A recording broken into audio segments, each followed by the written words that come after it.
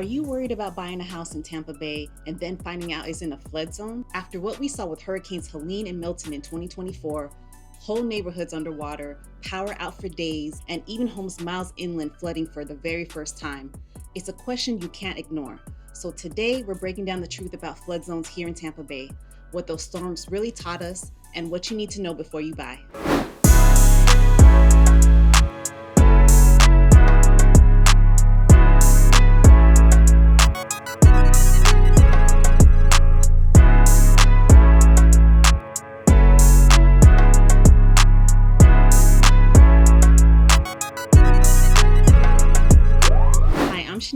This is my husband Saul, and we're the Hernandez Team, helping families like yours make Tampa Bay home. Welcome back to Viva Tampa, where we share what life here is really like. From exploring neighborhoods and schools to covering the tough topics like insurance, flood zones, and the cost of living, we're here to give you the truth about Tampa Bay so you can make the best decision for your family. And that's exactly what we do here every week. We help families from all over the country relocate here to the Tampa Bay region. If you're planning a move or just starting to dream about it, we'd be honored to help you too. Let's connect on Zoom or a quick call so we can hear your story and guide you through the process. Y para todos mis latinos, también se habla español. All right, let's talk about flood zones and why after Helene and Milton, this topic has never been more important for anyone thinking about buying here. When you hear the words flood zone, your first thought is usually extra cost or scary damage. But the reality is more nuanced. FEMA, which is the Federal Emergency Management Agency, creates maps that divide the country into different risk categories. Zone A means you've got at least a 1% chance of flooding each year. That's what people call the 100-year floodplain. Zone B is the coastal version of that, with added risk from wave action. Zone X means lower risk, but here's the part that surprises people. About 1 in 4 flood insurance claims across the US actually come from homes outside those high-risk zones. And that's why here in Tampa Bay, you can't just look at the zone letter and call it good, right? We're flat, low-lying, and surrounded by water. It's not just the Gulf and the Bay. There are rivers like the Hillsborough, Alafia, plus the Little Manatee, not to mention all the lakes, ponds, and retention basins. Flooding isn't just a beach problem either. A heavy summer storm can swamp inland neighborhoods when the drains can't keep up, or if rivers rise faster than expected. But right now, about 30% of Hillsborough County is in a high-risk flood zone, and Pinellas is about 25%. And those numbers won't stay the same forever. NOAA projects sea levels in Tampa Bay could rise 8 to 11 inches by 2050.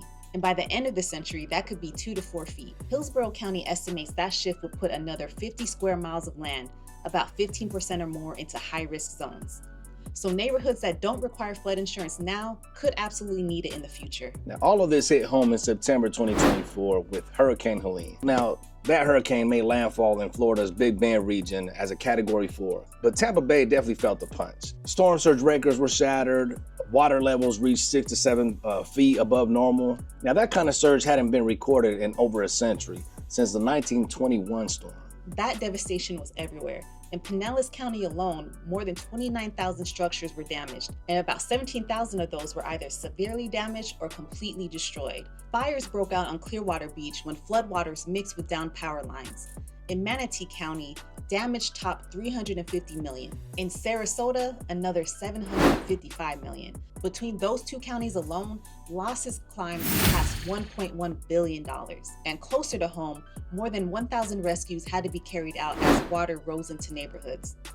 Now, the human toll was heartbreaking, right? Across Florida, at least 34 people lost their lives to Helene, I believe it was. 12 of them in Pinellas and 5 in Hillsborough County. Now, some drowned, unfortunately, in their own homes, and others couldn't get to help when the power went out. It was just kind of like a reminder that we don't have to get a direct here in Tampa Bay to actually feel the impact. And just as the region was trying to catch its breath, Hurricane Milton hit in October. Milton had intensified into a Category 5 in the Gulf, the strongest storm ever recorded in that part of the Gulf, before weakening to a Category 3 as it made landfall near Siesta Key on October 9th. Milton brought a different kind of destruction. Winds and rain hammered the Bay Area, but the tornadoes were just as bad. Now, more than 45 tornadoes were confirmed across Florida, some reaching EF3 strength, making it one of the largest tornadoes outbreak we've ever seen triggered by a hurricane.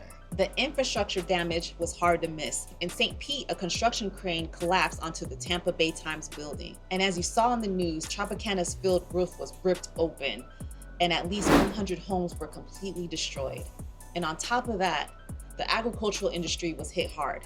Greenhouses, vegetable farms, and livestock suffered losses totaling more than $190 million, with some estimates pushing the total agricultural impact past $640 million statewide. But one of the most powerful reminders is that flooding isn't just a coastal problem. We had that problem right here in Valrico. Now, in the Feather Rock community off Valrico Road, streets stayed underwater for more than a week after Milton. Now, families couldn't even return home. Some had to use kayaks to get in and out of community officials. And county officials said the water had nowhere to drain because Lake Valrico was already maxed out. Now, it was heartbreaking to see homes sitting in standing water for days after the storm passed. And it wasn't just that one neighborhood.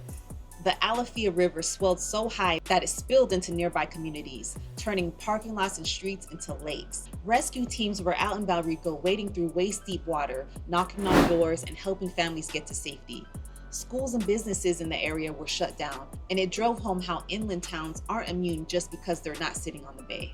Valrico showed us exactly why flood zones are only part of the story. On paper, some of those homes weren't flagged as high risk, but when the water rose, obviously the maps didn't matter, right? What mattered was the preparation, community support, and the long road to recovery. So what did these two storms show us?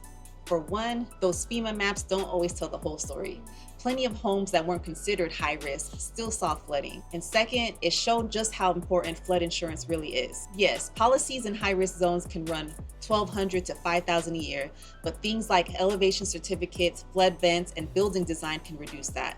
And in lower risk zones, premiums can be as little as a few $100s a year. Well worth it if one bad storm leaves your home with damage. We also saw how our community responds to these things. In Gulfport, neighbors were helping each other clear out flooded homes. Tampa General Hospital rolled out its aqua fence to protect patients against storm surge that could have reached 15 feet. And even animal shelters mobilized. Nearly 200 pets were evacuated to safer facilities ahead of Milton. Now, those stories remind us that while Tampa Bay is vulnerable, it's also resilient. And builders are responding too. We've toured new construction homes in South Tampa where the garages are ground level, but all the main living areas are elevated above. That means even if floodwaters fill the garage, the rest of the home stays dry. More and more builders are designing for storms, which makes buying in a flood zone less of a gamble and more of an informed decision. So when you're house hunting out there and you see flood zone in the listing, don't panic. It doesn't always mean it's off limits. What it means is that you need to do your homework, ask the right questions, know your insurance options, and understand how the home was built or updated to handle water. And that's where we come in. If you're considering buying in Tampa Bay, please reach out to us. We'll walk you through everything you need to know, from flood zones and insurance to neighborhoods and schools, so you can feel confident in your decision. That's right, call, text, or email us. We'd love to hear your story and help you plan your move right here to the Tampa Bay area. And please don't forget to like this video, subscribe to our channel, and hit the bell so you don't miss our weekly updates on Tampa Bay living. Take care and stay blessed.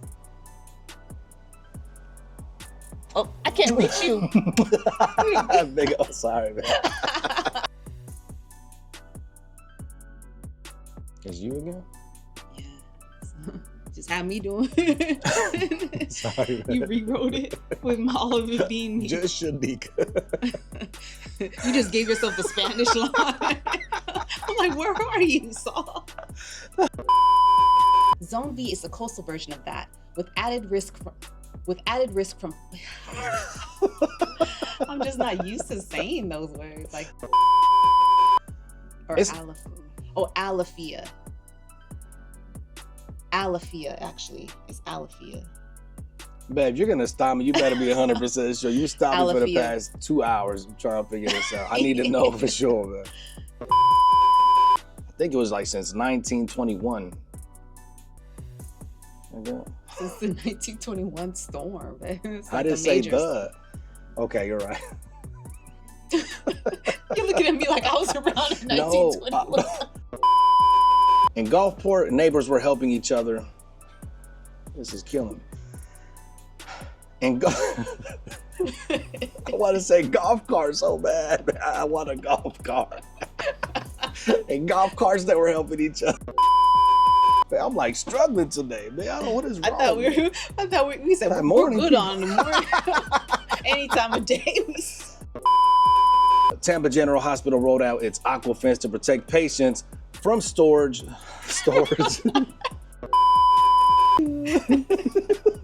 Help me, man, help me.